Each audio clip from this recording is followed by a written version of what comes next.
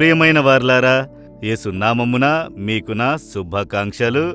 ఈ ఐరోపా దేశములో చాలా అందమైన స్థలములు, ఈ ఆప్స్ కొండలు, దాని చుట్టూ ఉన్న ప్రాంతములు, దాని వ్యాలీలో సమతల భూమిలో ఉన్న ప్రజలు, ఊర్లు, చాలా చూచుటకు అందమైన స్థలము అది. ఈ స్థలమును గురించి నేను మీతో మాట్లాడుచూ చూపించుచూ ఉన్నాను. ఇక్కడ చూడండి, ఈ సిటీలో ఉన్న ఒక ట్రామ్. మన ఊర్లో బస్సు వెళుతుంది, ట్రైన్ వెళుతుంది కదా. ఈ ఐరోపాలో ఉన్న అనేక దేశాల్లో ఇలాంటి ట్రామ్ వెళుచున్నవి. ఇండియాలోని కలకత్తాలో అనేక కాలము వెళ్ళినది, సమీపమున నిలిపారు అని చెప్పుచున్నారు. ఈ ట్రామ్లో అనేక మంది ప్రజలు బస్సులో కంటే అధికమైన ప్రజలు ప్రయాణం చెయ్యవచ్చు. కరెంటు ద్వారా వెళుచున్నవి. ఇది చూచుటకు చాలా అందంగా ఉన్నది, ప్రయాణించుటకు ఒక మంచి అనుభవంగా ఉంటుంది. ఈ విధంగా ఇక్కడ వచ్చి ట్రావెల్కు, ప్రజలు ఉపయోగమునకు ఇది ఉంచారు. చాలా సంతోషము.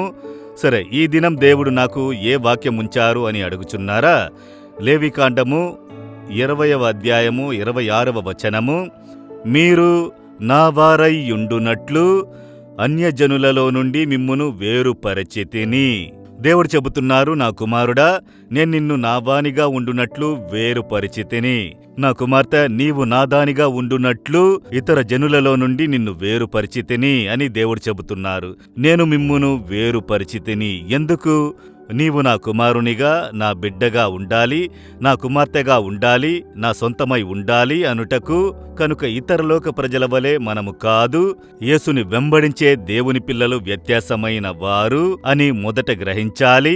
మనము దేవుని వలన లోక ప్రజలలో నుండి వేరుపరచబడి దేవునితో కూడా ఐక్యపరచబడిన వారము. ఏదో వారమునకు 1-2 రోజులు భక్తిగా వెళ్లి దేవుని మొక్కి చర్చికి వెళ్లి దేవుని మొక్కి రావడం కాదు క్రైస్తవ జీవితము. అనుదినము యేసుతో కూడా సమీపంగా జీవించుట, అనుదినము ఆయనతో మాట్లాడుట, ఆయన మనతో మాట్లాడుట. అందరి ప్రజల వలె అందరు దేవుళ్ళు ఒకటేనండి, దేవుళ్ళు వేరయ్యున్నా అందరి దేవుళ్ళు ఒకటే అని మాట్లాడతారు. మనకు అలా కాదు. ఒకే నిజమైన ప్రభువైన దేవుడు, ఆయనే ఆకాశమును భూమిని సృష్టించినవారు. ఆ ఒక్క నిజదేవుని ఎరిగి ఆయనను ఆరాధించుట అలాంటిది. లేదండి, లోకంతో అనుసరించిపోవాలి, అన్ని విధాలుగా మనం జీవించాలి, అయితే భక్తి కలిగి ఉండాలి అని అందరూ చెబుతారు. అయితే మనకు అలా కాదు. మనము భక్తి కలిగిన వారుగా కాదు, శిష్యులుగా, యేసుని అడుగుజాడల్లో నడుచువారముగా ఇలాగే జీవించాలి, ఇలాగే నడవాలి అని దేవుడు మనకొక చట్ట పుస్తకమును రాసి చేతికి ఇచ్చారు. అది చదివి దాని ప్రకారం జీవించుటకు మనం సమర్పించుకొనబడిన వారము. అందువలన ఇతరులకు మనకు ఒక పెద్ద వ్యత్యాసము కలదు. మనము నిజమైన జీవము కలిగిన దేవుని వెంబడించు వారము. ఆయన మనతో మాట్లాడును, మన కొరతలను సరిచేసి గ్రహింపజేసి సరిచేయుదురు, సరైన మార్గమున నడిపించుచున్నారు, సోలిపోయినప్పుడు బలపరుస్తున్నారు, మనకన్ని విధాలుగా సహాయం చేస్తున్నారు.